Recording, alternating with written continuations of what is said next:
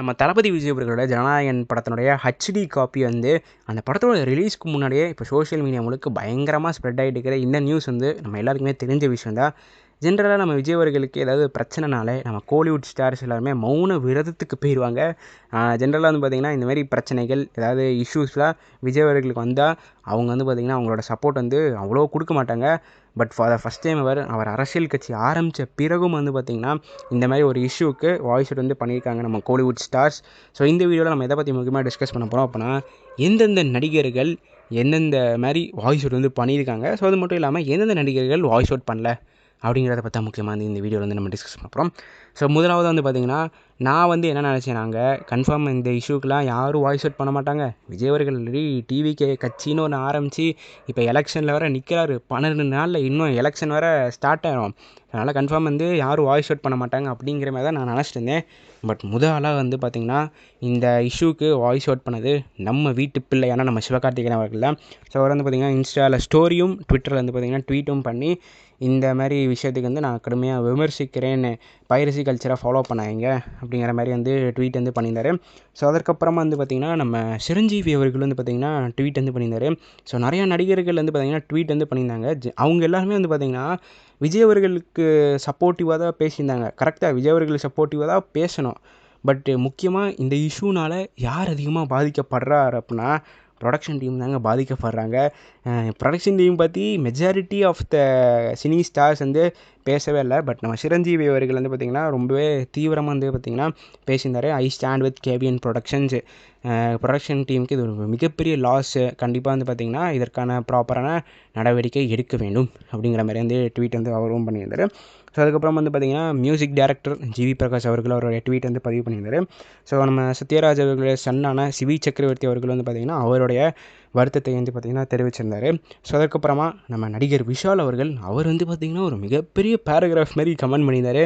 So அவர் வந்து என்ன சொல்கிறாரு அப்படின்னா, ஃபார் த லாஸ்ட் 2 decades, அதாவதுங்க கடந்த 20 வருஷமாக வந்து பார்த்திங்கன்னா நான் விஜய் அவர்களோட படத்தை தேட்டரில் போய்ட்டு ஃபஸ்ட் ஷோ போய் பார்த்துட்டு போய் விசில் அடித்து கொண்டாடுற ரசிகன் எனக்கு இந்த மாதிரி இந்த படம் வந்து பைரசியில் லீக் ஆனதை வந்து பார்த்திங்கன்னா ஒரு மன உளைச்சல் வந்து கொடுத்துருக்கு அப்படிங்கிற விஷயத்தை வந்து பார்த்திங்கன்னா ஷேர் பண்ணியிருந்தார். அவருக்கப்புறம் வந்து பார்த்திங்கன்னா பைரசிங்கிறது வந்து ஒரு க்ரைம், நான் இதை சப்போர்ட்டே பண்ண மாட்டேன் அப்படிங்கிறத வந்து சொல்லியிருந்தார். ஸோ அது மட்டும் சொல்லாமல் இன்னொரு விஷயம் சொல்லியிருக்காருங்க. எனக்கு வந்து பார்த்திங்கன்னா இதில் பர்சனலாக வந்து உடன்பாடு வந்து இல்லை. இவர் வந்து என்ன சொல்லியிருக்காரு அப்படின்னா, இந்த படம் தியேட்டரில் ரிலீஸ் ஆகலைனாலும் பரவாயில்ல, ஓடிடியில் ரிலீஸ் ஆச்சு அப்படின்னா நான் வந்து பார்த்திங்கன்னா ஃபஸ்ட் ஷோ போய் பார்ப்பேன், பார்த்து விசில் அடித்து கொண்டாடுவேன். என்ன தியேட்டர்னால் வந்து பார்த்திங்கன்னா நிறையா ரசிகர்கள் வந்து இருப்பாங்க, ஓடிடினா ரசிகர்கள் கம்மியாக இருப்பாங்க. பட்டு 4 ஷோத்துக்குள்ளே வந்து பார்த்திங்கன்னா படம் வந்து பார்த்திங்கன்னா ரிலீஸ் ஆகும், நான் வந்து பார்த்திங்கன்னா விசில் அடித்து கொண்டாடுவேன் அப்படிங்கிறதான் சொல்லியிருந்தார்.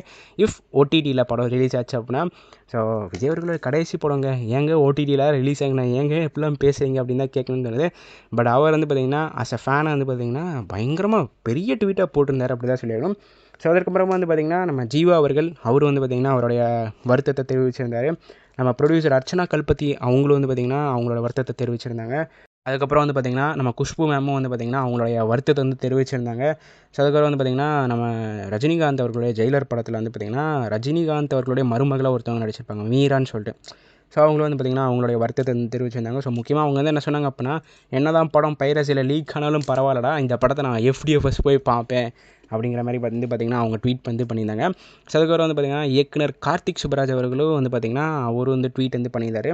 ஸோ அதுக்கப்புறமா வந்து பார்த்திங்கன்னா நடிகர் ஜெய் வந்து பண்ணியிருந்தார், நடிகர் கார்த்தி பண்ணியிருந்தாங்க, இயக்குனர் ராஜ்குமார் பெரியசாமி அவர்கள் வந்து பண்ணியிருந்தார். ஸோ அதுக்கப்புறம் வந்து பார்த்திங்கன்னா நம்ம ராகவா லாரன்ஸ் அவர்கள் வந்து பண்ணியிருந்தார். ஸோ நம்ம ராகவா லாரன்ஸ் அவர்கள் என்ன ஸ்பெசிஃபிக்காக மென்ஷன் பண்ணியிருந்தார் அப்படின்னா, I stand with Vijay and his team அப்படிங்கிறத வந்து மென்ஷன் பண்ணியிருந்தார். நான் விஜய்காண்டி நிப்பேன்டா அப்படிங்கிற மாதிரி வந்து பார்த்திங்கன்னா கமெண்ட் வந்து பண்ணியிருந்தார். ஸோ அதுக்கப்புறமா வந்து பார்த்திங்கன்னா கருப்பு திரைப்படத்தினுடைய இயக்குனர் நம்ம ஆர்ஜேபி அவர்கள் வந்து பார்த்திங்கன்னா அவருடைய வருத்தத்தை வந்து தெரிவிச்சிருந்தார்.